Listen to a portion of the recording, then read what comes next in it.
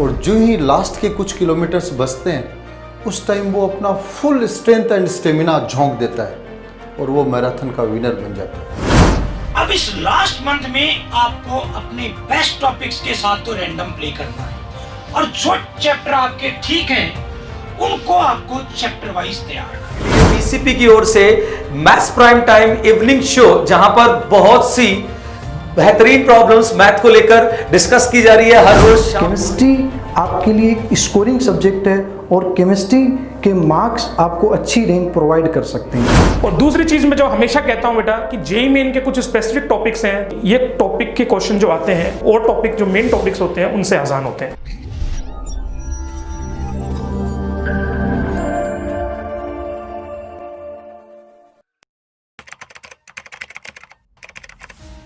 Hello students, how to prepare for JEE in last 1 month?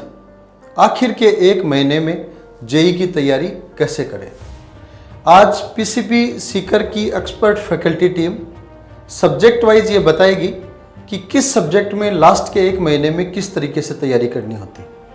कि यदि किसी student ने साल भर या फाउंडेशन के दौरान 2 साल जेई की अच्छी तैयारी की है और लास्ट के एक महीने वो और ज़्यादा इंटेंसिव एंड प्लान्ड तरीके से, स्ट्रेटेजिक तरीके से मेहनत करता है तो वो एक बहुत अच्छा रैंकर बन जाता है।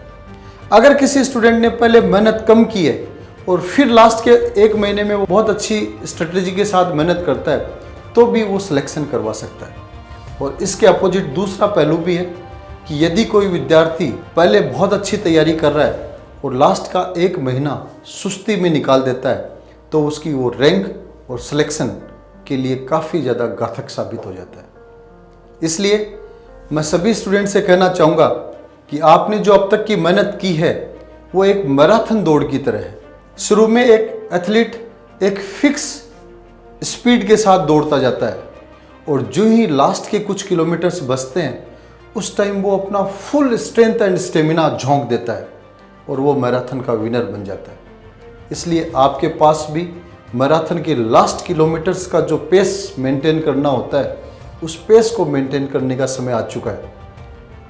मैं सभी स्टूडेंट से एक ही चीज़ कहना चाहूँगा, इस लास्ट के एक महीने का बहुत ही बेहतरीन तरीके से आप इस्तेमाल करें, निश्चित रूप से आप जेईई के रैंकर बनेंगे।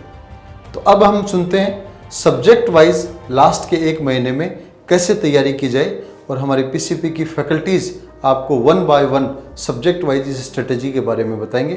आप सभी का बहुत बहुत स्वागत है। Thank you. Hello dear JEE main aspirants, मैं Ashok Gupta, JEE coach mathematics, PCP Sikar.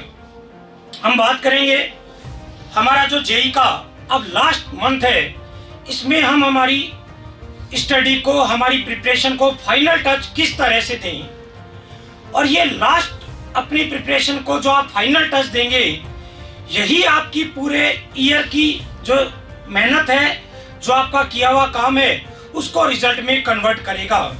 कोई भी एक टॉपिक आप लेके बैठे और इसकी प्रॉब्लम आपने सॉल्व करना स्टार्ट की। अब पूरे साल प्रिपरेशन आप कर चुके हो तो होगा क्या, क्वेश्चन 1 करेंगे, 2 करेंगे, 3 करेंगे, 4 करेंगे, 10 करेंगे, 20 करेंगे।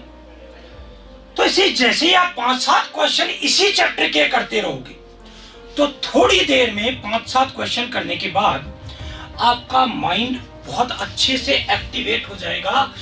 उसमें इस चैप्टर के जो कॉन्सेप्ट्स हैं वो अपने आप एक्टिव मोड में आ जाएंगे और फिर ये इसके जब आप प्रॉब्लम्स करेंगे तो आपका दिमाग इनको बहुत अच्छे से अप्रोच करता जाएगा। तो आपको लगेगा कि हाँ, ये मेरा चैप्टर अच्छे से तैयार होता जा रहा है। लेकिन मोड ऑफ एग्जाम ये नहीं होता है। हमारा जो जेईई मेन है, ऑन एंड एवरेज एक चैप्टर का एक क्वेश्चन देता है।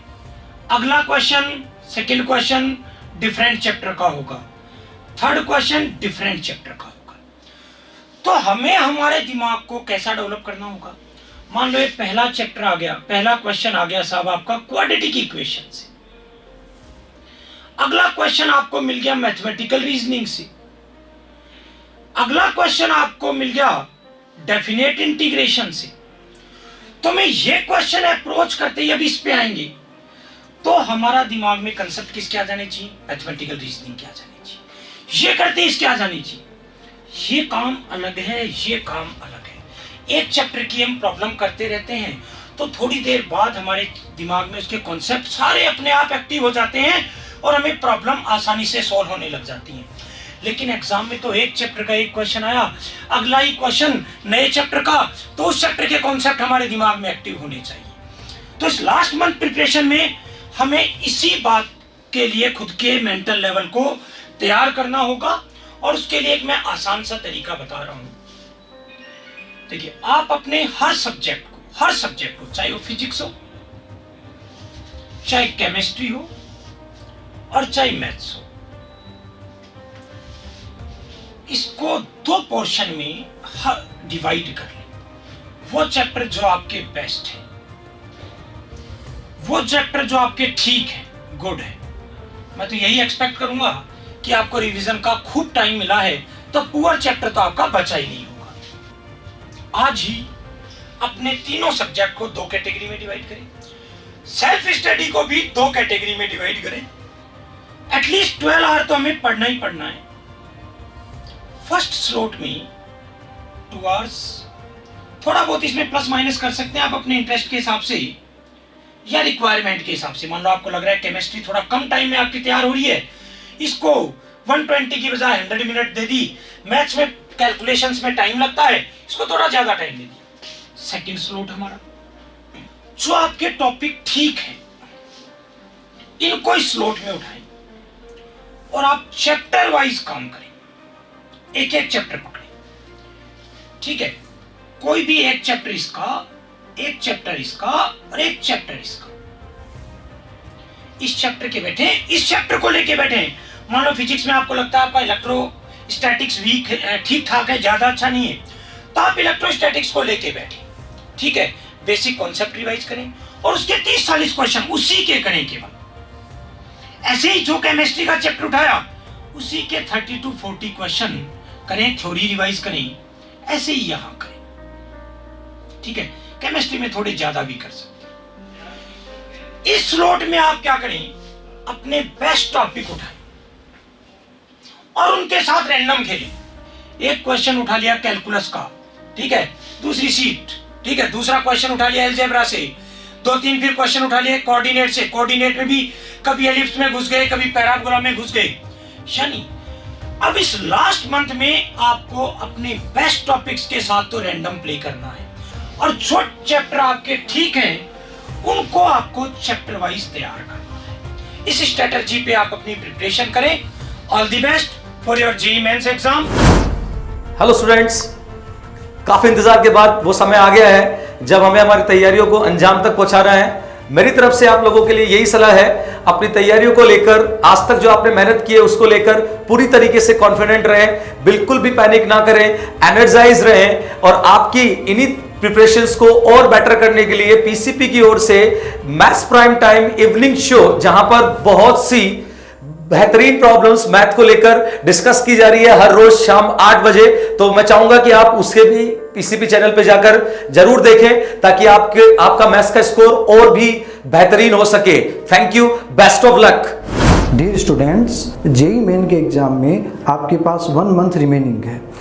इस टाइम को आप मैक्सिमम यूटिलाइज करके अपने रैंक और मार्क्स में इम्प्रूव कर सकते हैं। केमिस्ट्री आपके लिए एक स्कोरिंग सब्जेक्ट है और केमिस्ट्री के मार्क्स आपको अच्छी रैंक प्रोवाइड कर सकते हैं। फिजिकल केमिस्ट्री के सारे क्वेश्चन कॉन्सेप्चुअल बेस्ड क्वेश्चंस आते हैं और कॉन्सेप्चुअल बेस्ड क्वेश्चंस इजीली आप सोल्व कर लेते हैं। इनऑर्गेनिक सब्जेक्ट की बात करें तो ब्लॉक केमिस्ट्री का काफ़ी इंपॉर्टेंस रहता है और ब्लॉक केमिस्ट्री आप एनसीईआरटी से तैयार करें।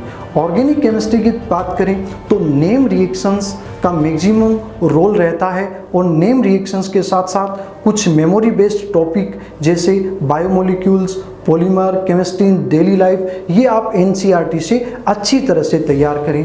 Okay, thank you. Hello students, बेटा जैसा कि अपन जानते हैं कि नेक्स्ट मंथ अपना 18 से 23 जुलाई के बीच में अपना जेईई मेन का सेकंड एग्जाम स्टार्ट होने वाला है और चूंकि अपने फर्स्ट अटेम्प्ट अपन दे चुके हैं जनवरी में, और होप सो आप सब लोगों ने अच्छा स्कोर किया गया होगा। लेकिन मैं कुछ बातें ऐसी कहूँगा कि अगर तुम उन पर ध्यान दोगे तो इस बार तुम्हारी रैंक में बहुत अच्छा इंप्रूवमेंट आ सकता है। इस टाइम अपन को एक पेपर रोज सॉल्व करना है। अगर रोज पॉसिबल नहीं हो पाता है तो कम से कम एक दिन छोड़कर एक दिन पेपर देने के बाद उस पेपर को साइड में नहीं रखना है। पेपर देना ही इंपॉर्टेंट नहीं है, सबसे ज़्यादा इंपॉर्टेंट है बेटा पेपर का एनालिसिस करना। एनालिसिस करने का मतलब तुम्हें उसको देखना है कि बेटा मैंने कौन कौन से क्वेश्चन गलत किए हैं। मुझे एग्जाम में तुम जब देख के आते हो तुम्हें पता होता है कि ये क्वेश्चन तुमसे नहीं बना है, तो उसका तुम्हारा कॉन्सेप्ट वीक है या उस पर तुम्हें और प्रैक्टिस की जरूरत है। ये तुम्हें आकलन करना है और उसको चाहे तुम एक कॉपी लेके बैठो उसमें लिख लो, जिससे तुम्हें याद रहे कि मुझे ये करना है। जैसे ही पेपर दोगे सारा आकलन करने के बाद में जो तुमने लिखा है उस पर काम करना शुरू करना है। और काम करना शुरू करने का मतलब अपने नोट्स खोलने हैं, नोट्स से उस टॉपिक को रिवीजन करना है या फिर उसके क्वेश्चंस करने हैं। और अगर फिर भी समझ में नहीं आया तो अपने टीचर से कांटेक्ट करके उसको फिर से अपन को समझना है। कैसे भी करके उस कमी को अपन को दूर करना ही करना है। ये कर लोगे तो तुम्हारे सारे कॉन्सेप्ट जो वीक हैं वो स्ट्रॉन्ग होते जाएंगे। ठीक है, एक चीज़ तो ये। और दूसरी चीज़ मैं जो हमेशा कहता हूँ बेटा कि जेईई मेन के कुछ स्पेसिफिक टॉपिक्स हैं, जैसे सेमीकंडक्टर, इलेक्ट्रोमैग्नेटिक वेव, और अगर अपन बात करें पोलराइजेशन और डिफ्रैक्शन जो वेव ऑप्टिक्स में आते हैं। उसके अलावा अपन बात करें तो अपने पास एसएचएम के अंदर अपन बात करें डैम्पिंग वाले क्वेश्चन, जिसके अंदर एम्पलीट्यूड टाइम के साथ कैसे डिक्रीज हो रहा है, एनर्जी कैसे डिक्रीज हो रही है, इन सब की अपन को क्वेश्चंस आने चाहिए बहुत ही अच्छे से। क्योंकि तुमने देखा होगा पिछली बार जेईई मेन 1 में जैसे ऑप्टिकल इंस्ट्रूमेंट था, उसके हर पेपर में लगभग सवाल आए हैं, डिफ्रैक्शन का या पोलराइजेशन का सवाल आया है। तो ये जो टॉपिक होते हैं, क्योंकि ये अपने वीक इसलिए रह जाते हैं क्योंकि जब क्लास में अपन पढ़ते हैं तो अपन एडवांस की तरह पढ़ते हैं, एडवांस के लिए सब सेलेक्ट होना चाहते हैं। तो जब अपन लिखते हैं क्लास के अंदर कि भाई ये जेईई मेन स्पेसिफिक टॉपिक है, तो अपना थोड़ा सा ध्यान कम रहता है क्लास में, या फिर जो भी रीजन हो थोड़े से वीक रह जाते हैं बेटा। लेकिन ये टॉपिक के क्वेश्चन बहुत ही आसान लेवल के आते हैं। अगर इनको अपन गलत करते हैं तो ऐसे मान लो कि अपन पीछे रह जाते हैं, क्योंकि ये टॉपिक के क्वेश्चन जो आते हैं और टॉपिक जो मेन टॉपिक्स होते हैं उनसे आसान होते हैं। तो इसलिए अगर अपन को उनमें प्रैक्टिस चाहिए या फिर अपन को समझ में नहीं आया हुआ तो कहीं से भी अपन वो मटेरियल मिल सकता है अपन को, और उसके ऊपर और काम कर सकते हैं। एक महीने में इन टॉपिकों पे बेटा आराम से काम हो जाएगा। इलेक्ट्रोमैग्नेटिक वेव में टोटल 4 या 5 कॉन्सेप्ट होते हैं, डिफ्रैक्शन के 2-4 फॉर्मूले होते हैं। अगर अपन उनको ढंग से एनालिसिस कर ले तो अपन को 2-2 घंटे में अपन एक टॉपिक को बेटा कवर कर सकते हैं। तो ऐसा अगर अपन करेंगे तो मैं ये गारंटी दे रहा हूँ बेटा कि अपन अपनी रैंक में बहुत अच्छा इंप्रूवमेंट ला सकते हैं पिछली बार के कंपैरिजन में। ठीक है, तो मैं होप करता हूँ कि सब बच्चे ऐसा करेंगे और मैं सब बच्चों को बेस्ट ऑफ लक बोलना चाहता हूँ। बेस्ट ऑफ लक बच्चों, थैंक यू।